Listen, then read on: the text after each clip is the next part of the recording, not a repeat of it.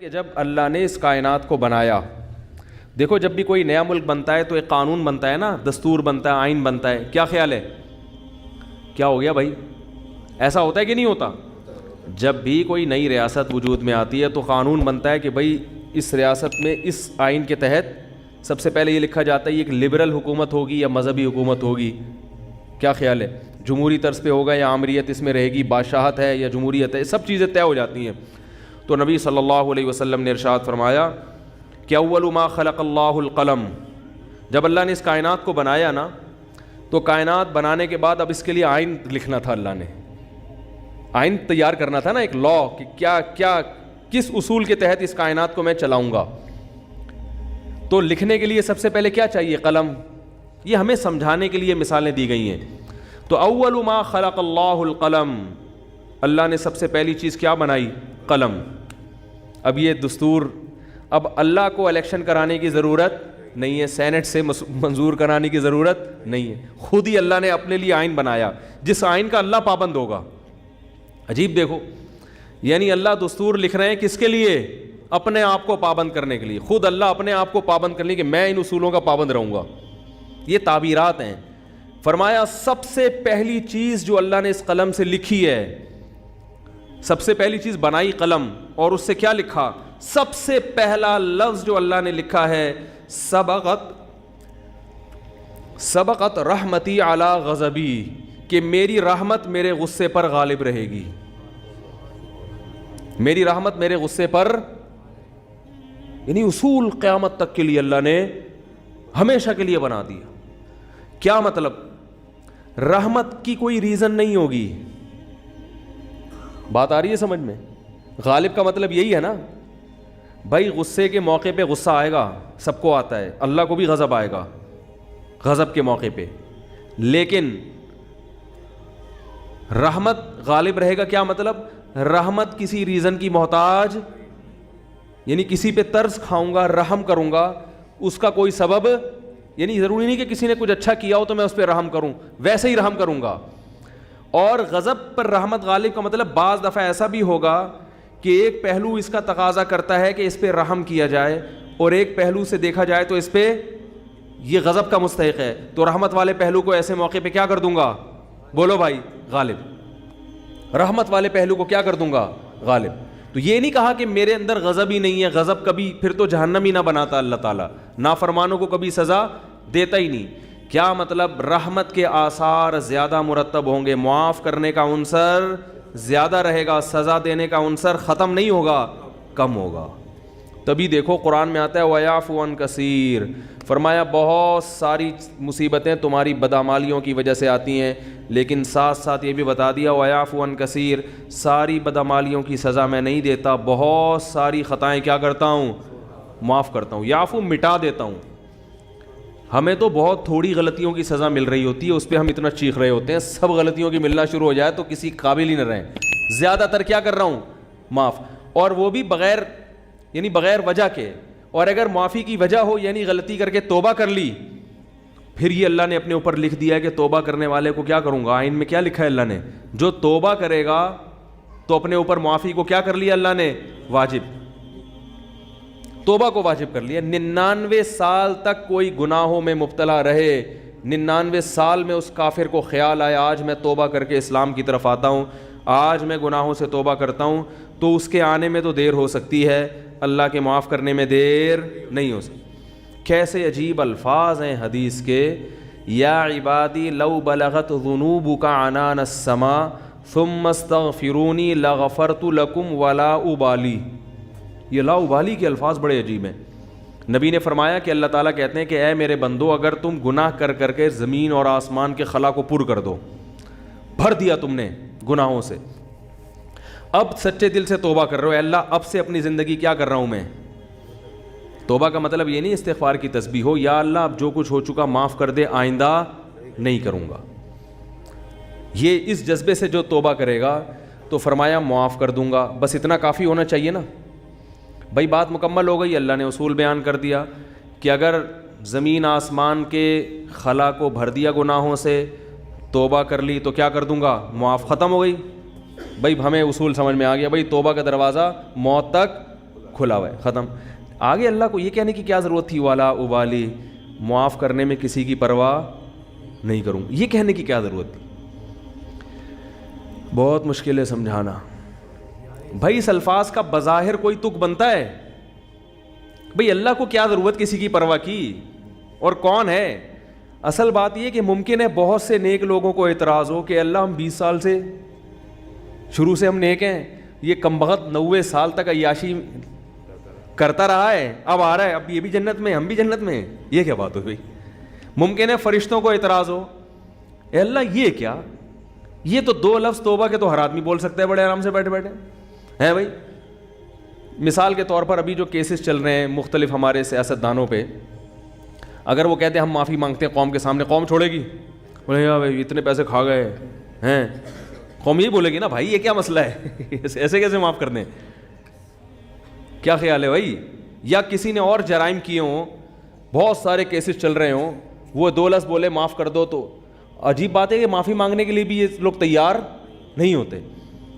تو لیکن اللہ کیا کہہ رہے ہیں کہ زمین اور آسمان کے خلا کو بھر دیا ہو گناہ, تھک گیا ہو گناہ کر کر کے, اور پھر مجھ سے معافی مانگے. معافی کا وہ مطلب جو میں بیان کر رہا ہوں, آئندہ نہیں کروں گا, بس اب میری زندگی بولو بھائی چینج, ختم, اب میں چینج ہو رہا ہوں.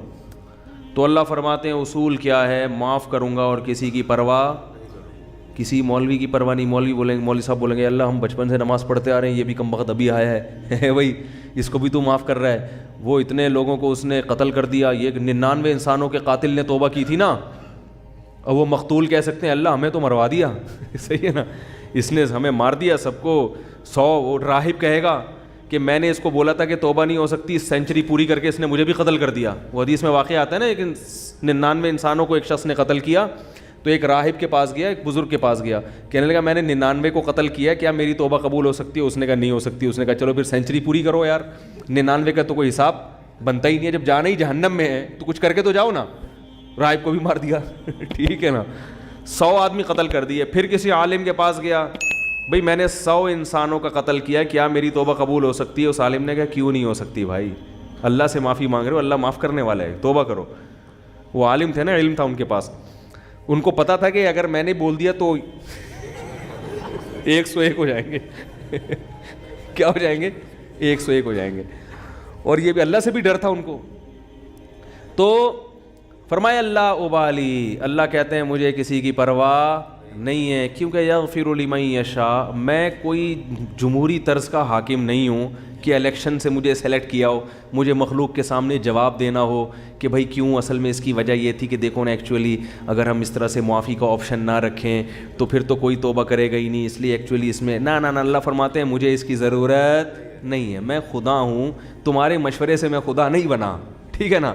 تو میں نے شروع میں لکھ دیا تھا کہ میری رحمت میرے غصے پہ غالب. یہ تمہاری اسمبلی نہیں ہے کہ ہر تھوڑے دن میں آئین چینج ہو رہا ہے. 73 کے آئین کے تناظر میں کچھ اور تھا اور 75 کے آئین کے تناظر میں, تو یہ اسمبلی تھوڑی ہے. میں نے شروع میں یہ بات لکھ دی تھی میری رحمت میرے غصے پہ غالب. تو جب تک یہ قتل کر رہا تھا میرا غصہ تھا, اب چونکہ میری طرف آ رہا ہے تو رحمت و غصے کو کچل کے فنا کر دے گی, رحمت غالب آئے گی, کیونکہ یہ لکھ دیا ہے میں نے آئین میں. سب سے پہلے میں نے قلم بنا کے جو چیز سب سے پہلے لکھی تھی, جو سب سے پہلے منظور ہوا قانون, اسی کو میں اگر خلاف ورزی شروع کر دوں تو یہ کیسی بات ہوئی. تو لا ابالی, کسی کی پرواہ نہیں کروں. تو لیکن یاد رکھو توبہ کا دروازہ تو کھلا ہوا ہے, لیکن توبہ کی توفیق بسا اوقات سلب ہو جاتی ہے گناہ کر کر کے. توبہ میں تاخیر نہ کیا کرو اس چکر میں کہ ہم بھی جب 99 کے ہو جائیں گے تو ہم بھی توبہ کر لیں گے, کیونکہ 99 تک پہنچنے کا یقین نہیں ہے, کچھ پتہ نہیں کب موت آ جائے. اور دوسری بات یہ کہ ضروری نہیں کہ ہمیشہ توبہ کا جذبہ بھی پیدا ہو. ابھی اگر جذبہ ہے, یہ جذبہ ضروری نہیں کہ برقرار رہے. لوگ ایمان کے ڈاکے دار بیٹھے ہوئے ہیں جو آپ کا ایمان سلب کر لیں گے, آپ کو توبہ کی اہمیت ہی دل سے ختم ہو جائے گی. بعض دفعہ دل گناہوں میں اتنا مست ہو جاتا ہے کہ انسان توبہ کا تصور ہی, تبھی بوڑھوں میں توبہ کا ریشو کم ہوتا ہے, جوانوں میں زیادہ ہوتا ہے. یقین نہ آئے تو دیکھ لو سروے کر کے, بوڑھے لوگ اسلام کم قبول کرتے ہیں, جوانوں میں اسلام قبول کرنے کا ریشو زیادہ ہے. حالانکہ جوانی میں جو غیر مسلم اسلام لا رہا ہے اس کی عیاشیاں چھوٹ رہی ہیں. کیا خیال ہے؟ بوڑھے کے لیے تو اسلام آسان ہے نا بھائی. جو کفر کی حالت میں آپ نے عیاشیاں کی بڑھاپے میں تو اب وہ عیاشیاں نہیں ہو سکتی. اب اسلام لانے میں کیا جا رہے ہیں؟ صرف کلمہ پڑھو, پھر بھی نہیں پڑھتے ہو. بڑھاپے میں اسلام لانا آسان ہے مگر اسلام لانے کا ریشو کم ہے. اس سے پتہ چلتا ہے دیکھنے میں آسان ہے, حقیقت میں آسان نہیں ہے, کیونکہ قوت فیصلہ ختم ہو جاتی ہے. جوانی میں عیاشی آسان ہے مگر توبہ بھی بظاہر مشکل ہے, مگر حقیقت میں کیا ہے؟ آسان. اس کی ایک سائنٹیفک لاجک بھی ہے. وہ لاجک یہ ہے کہ انسان جب جوان ہوتا ہے تو گناہ کی طرف جیسے اس کی رغبت بہت زیادہ ہوتی ہے, اس کی بریکیں بھی اسی حساب سے مضبوط ہوتی ہیں. دیکھو نئی گاڑی کا ایکسیلیٹر جیسے تیز ہوگا نا, بریکیں بھی کیا ہوں گی؟ کیا ہو گیا بھائی؟ نئی گاڑی کا ایکسیلیٹر ایسا ہوتا ہے کہ ادھر اشارہ کیا, پاؤں رکھا اور زوں کر کے بھاگی, تو بریک بھی ذرا سی آپ اشارہ چاہیے بریک کو, ایک دم ٹھا کر کے رکے گی. کیا خیال ہے؟ الٹ جائے گی مگر چلے گی نہیں آگے. اعصاب مضبوط ہوتے ہیں انسان کے جوانی میں. جیسے رغبت ہو رہی ہے نا گناہ کی طرف, تو اگر وہ برداشت کر کے بچنا چاہے گا ایسے ہی بریکیں بھی کیا ہوں گی؟ بولو بھائی, مضبوط. اور پرانی گاڑی میں کیا ہوتا ہے؟ پورا ایکسیلیٹر پہ پاؤں رکھ کے کھڑے ہو جاؤ, پھر وہ ڈک ڈک ڈک کر کے چلے گی آگے. جس طرف آپ جانا چاہ رہے ہو ادھر جائے گی, سوچے گی پہلے جانا ہے کہ نہیں جانا ہے بھائی. جائے گی, ٹک ٹک ٹک ٹک ٹک آواز آئے گی, شور زیادہ مچائے گی, کام کم کرے گی. شور بہت مچائے گی, ہاں ہاں آوازیں آ رہی ہیں, آدمی کہے گا پتہ نہیں شاید میں نائٹ رائڈر میں بیٹھا ہوا ہوں. پھر وہ اتنی آرام سے پک اپ پکڑے گی. پھر جب آپ نے بریک لگائی 5-10 کو بھیڑتے ہوئے 25-30 تو بندے مارے گی آگے جا کے. میں نے ایک دفعہ پرانی گاڑی خریدی تو مجھے پہلے تجربہ نہیں تھا کہ کس طرح سے ٹوپیاں کرائی جاتی ہیں, تو وہ میں نے کہا چلو ہاتھ صاف کرنے کے لیے اچھی ہے. تو میں جب وہ ڈرائیور جو بیچ رہے تھے نا گاڑی, ان کے ساتھ سائڈ پہ بیٹھا.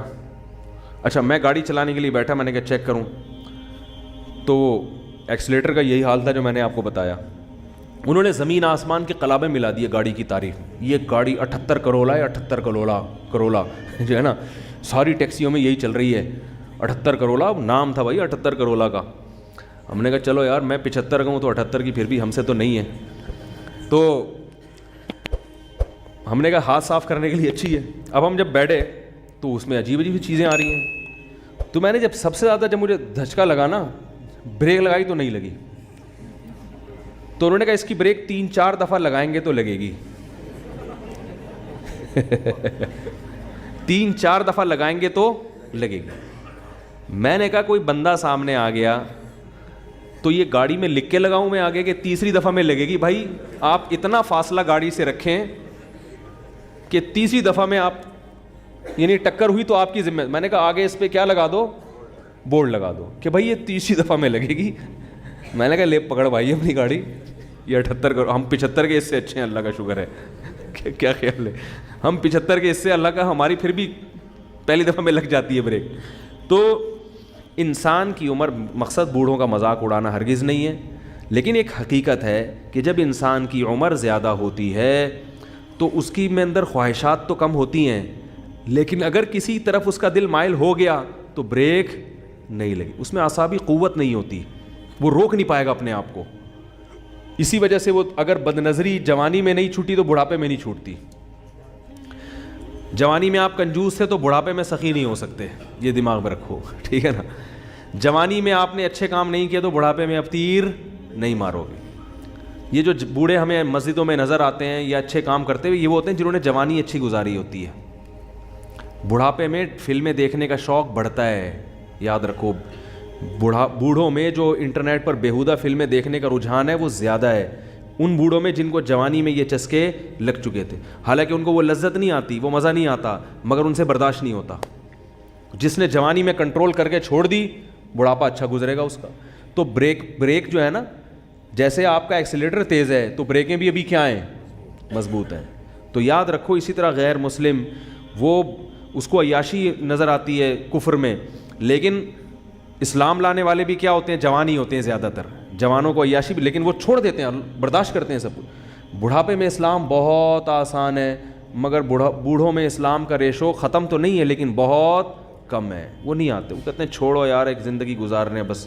حالانکہ ان کو پتہ ہے کہ ہم غلط مذہب پہ تھے, کیا جا رہا ہے کلمہ پڑھنے میں بھائی؟ اب آپ کو تو اب ساری زندگی نماز کبھی نہیں ہم کہیں گے، حج بھی اب اس بڑھاپے میں فرض نہیں ہوگا، کچھ بھی نہیں کرنا ہے، ایک کلمہ پڑھنا ہے، 5 ٹائم نمازیں شروع کر دینی ہے۔ رمضان کے روزوں میں بھی رعایت ہو گئی ہے کہ جو بہت زیادہ بوڑھا ہو وہ فدیہ بھی دے سکتا ہے، کچھ بھی نہیں کرنا، کلمہ پڑھنا ہے اور اسی گھر میں رہ لو۔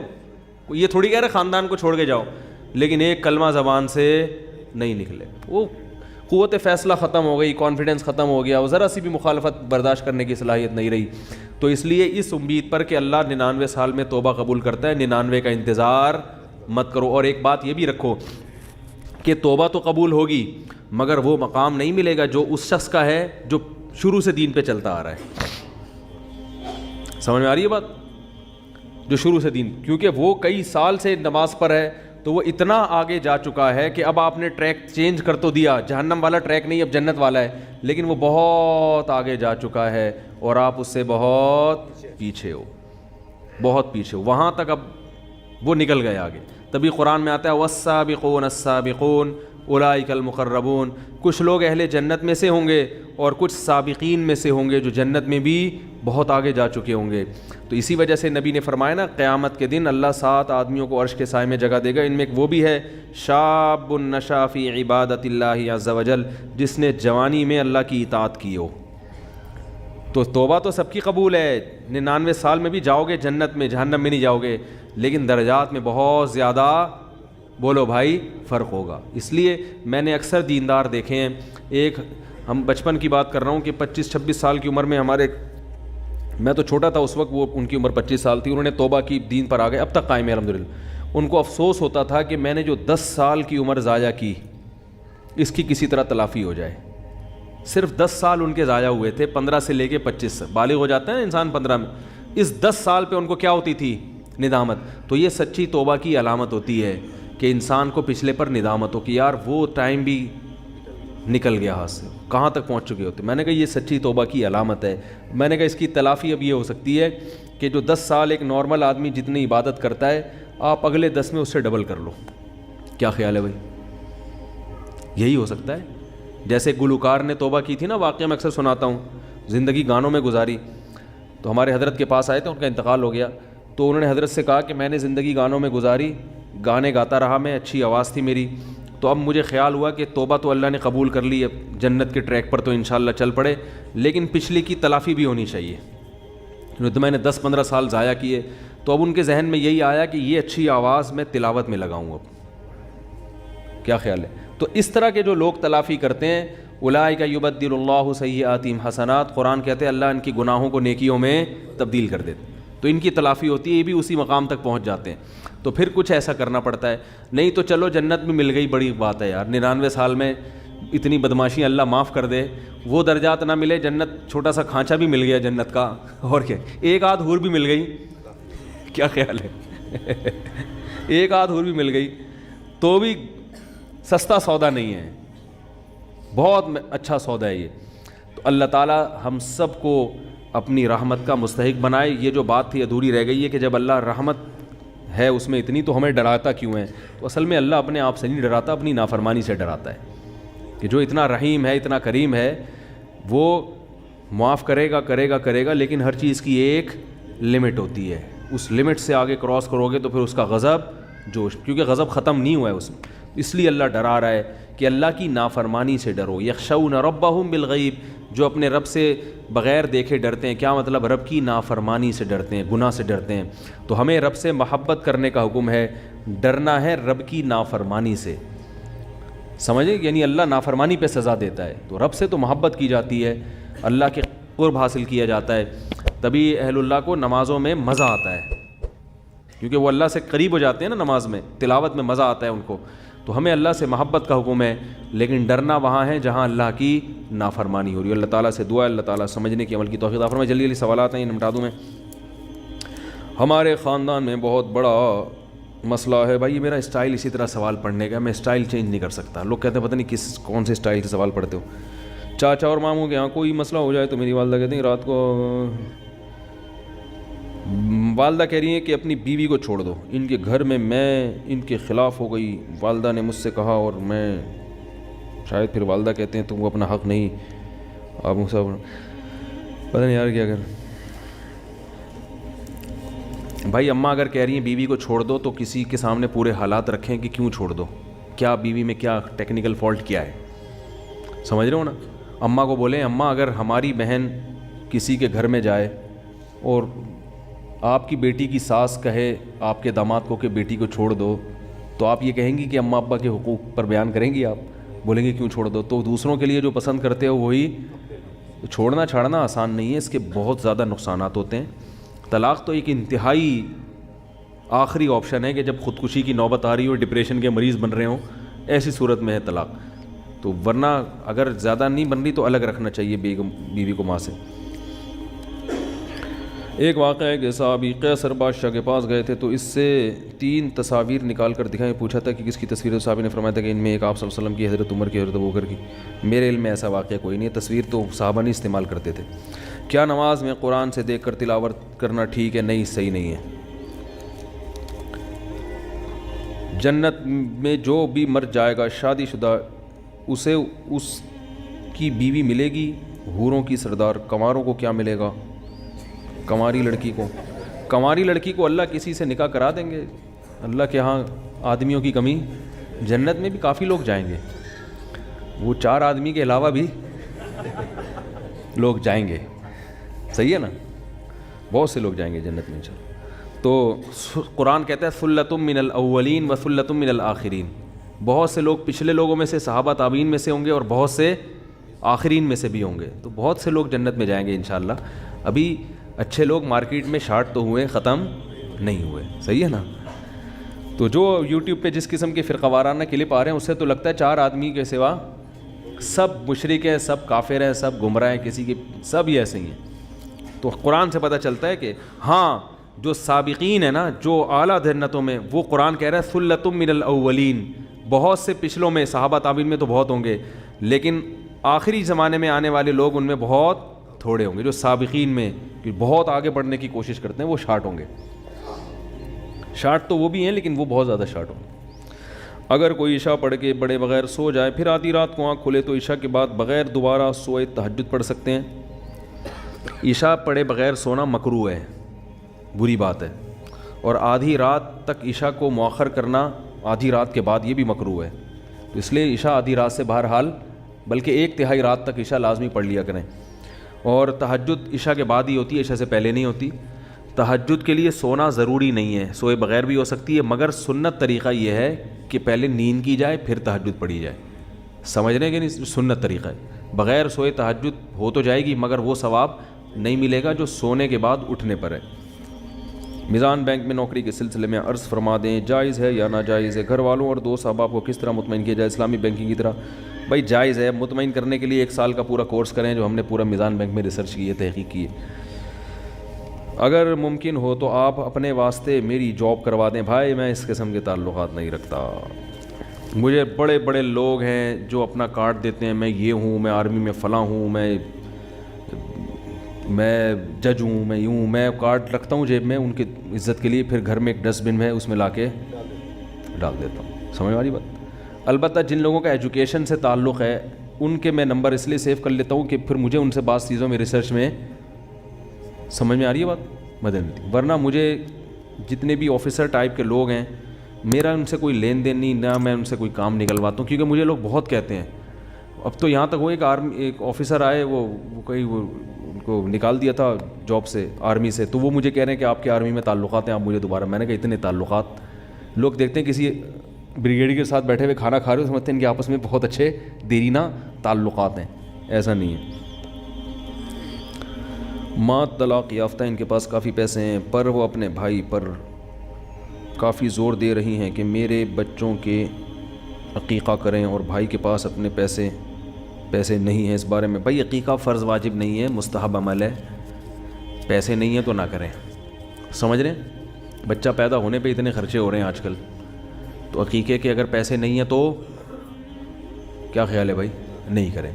اور اگر پیسے ہیں تو ویسے تو افضل ہے کہ لڑکے کے 2 بکرے, لڑکی کا 1 بکرا, کیونکہ بعض ائمہ کے نزدیک, خاص طور پر امام ابو حنیفہ رحمہ اللہ تعالیٰ کے نزدیک, عقیقہ جو ہے یہ قربانی, جب بقرعید کی قربانی سے پہلے کا ہے, جب بقرعید کی قربانی واجب ہوئی تھی تو امام ابو حنیفہ کی رائے ہے کہ عقیقہ منسوخ ہو گیا تھا، اور صاحبین کی رائے ہے کہ منسوخ نہیں ہوا. تو اس لیے احناف کے پاس دونوں قول ملتے ہیں اس میں. امام حنیفہ کی رائے میں عقیقہ یہ بقرعید کی قربانی سے پہلے ہے، لیکن صاحبین کے نزدیک اور جمہور کے نزدیک نہیں، بقرعید کے بعد بھی ہے. تو اس لیے کرنا چاہیں تو بھی ٹھیک ہے، نہیں کرنا چاہیں، اور خاص طور پہ قرضے لے کے کرنا، پیسے ہیں نہیں، یہ پھر مناسب نہیں. اگر اللہ نے کھلا کھاتا دیا ہے ٹھیک ہے، بکرے کی بیٹے کی خوشی میں 2 بکرے اور بیٹی میں بکرے نہیں ہوتے 2 دمبے بھی کر سکتے ہو. لوگ بکرا ہی ضروری سمجھتے ہیں، گائے بھی کر سکتے ہو. کیا خیال ہے بھائی؟ ایک چھوٹے سا بچڑا لے آؤ، کٹا نہیں ہوتا، بھینس کے کٹے بڑے ٹائٹ ہوتے ہیں، تو وہ ایک کٹا لے آؤ، 7 حصے ہو جائیں گے اس میں. اچھا، عقیقے میں جانور کا 2 دانت کا ہونا بھی ضروری نہیں ہے، سمجھ رہے ہیں؟ عقیقے کی وہ شرطیں نہیں ہیں جو قربانی کے جانور کی شرطیں ہیں. ارے کھیرا جانور بھی چلے گا عقیقے میں، کھیرا جانور بھی لیکن ایک بات کا خیال کرو کہ بالکل دودھ پیتا بچہ اس کو ماں سے جدا کرنا جائز نہیں ہے.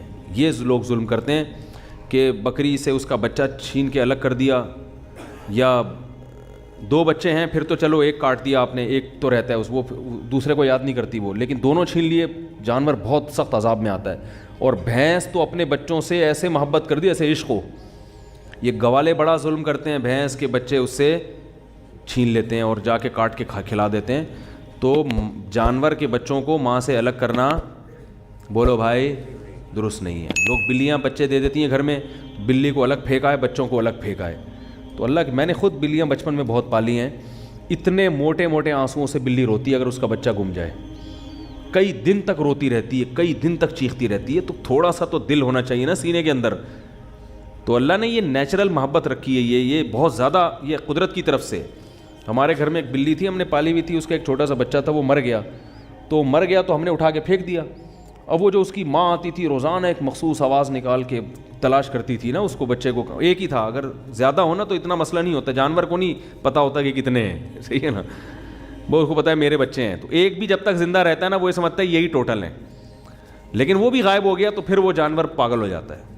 تو یہ اللہ نے محبت رکھی ہے. تو اس لیے تمام فقہاء نے کا اس پر یعنی لکھی ہے یہ بات فقہاء کرام نے کہ یہ مکروہ ہے، ناپسندیدہ عمل ہے، جائز نہیں ہے یہ. تو اس لیے کٹا کوئی ایسا ہو کہ وہ تھوڑا سا تمیز والا کٹا ہو ٹھیک ہے نا، تو اس کو کاٹ کے کھا جائے عقیقے میں. 7 بچوں کا کیا ہو جائے گا. عقیقہ رکھا کیوں ہے شریعت نے؟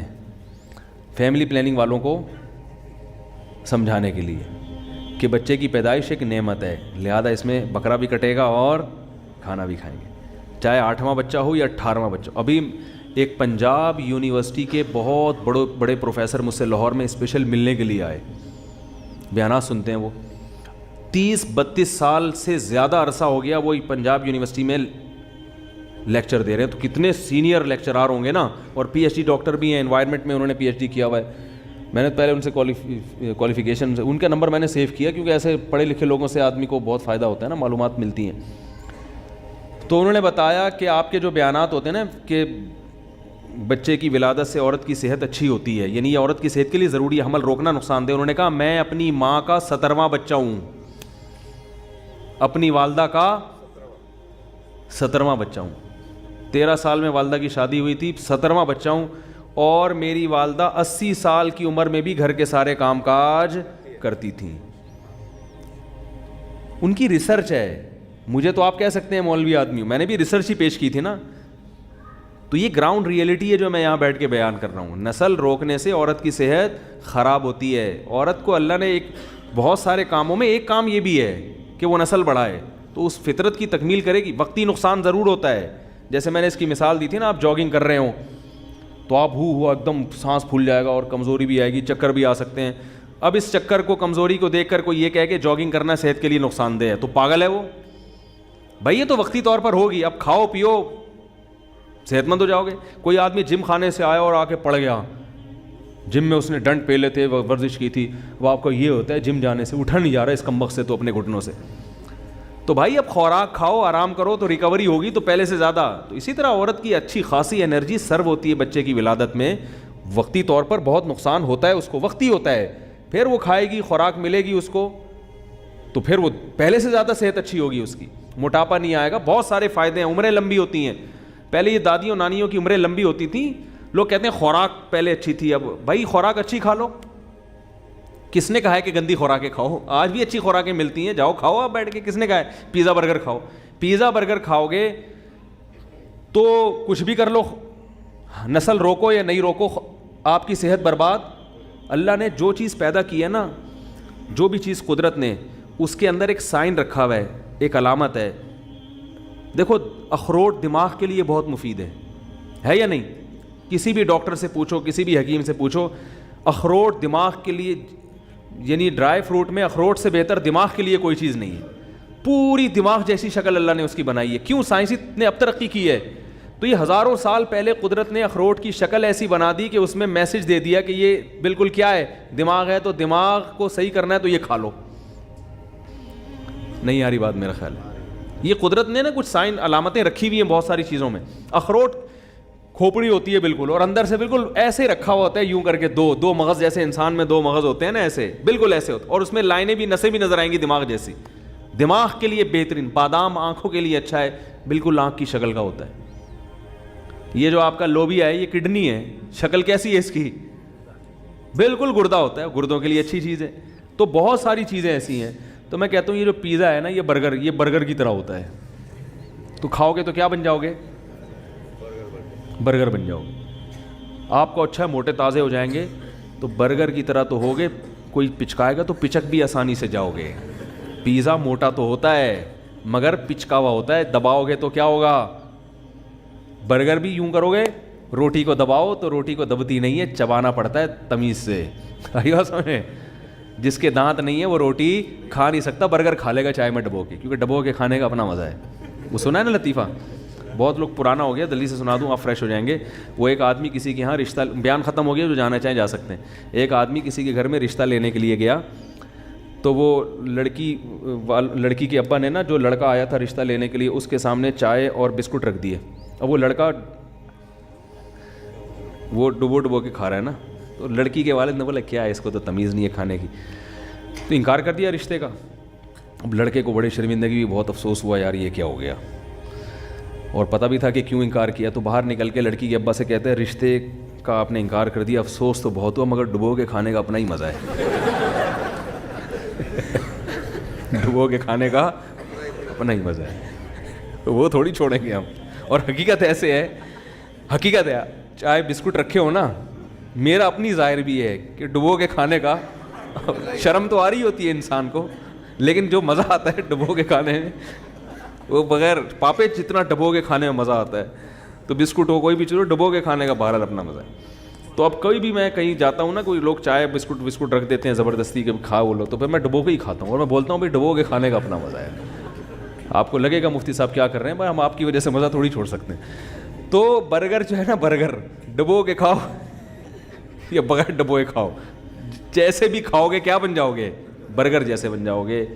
تو روٹی کھایا کرو, صحیح ہے, ڈبل روٹی نہیں کھایا کرو. اللہ تعالیٰ سمجھنے کی عمل کی توفیق عطا فرمائے. سبحانک اللہم و بحمدک نشہد ان لا الہ الا انت نستغفرک و نتوب الیک.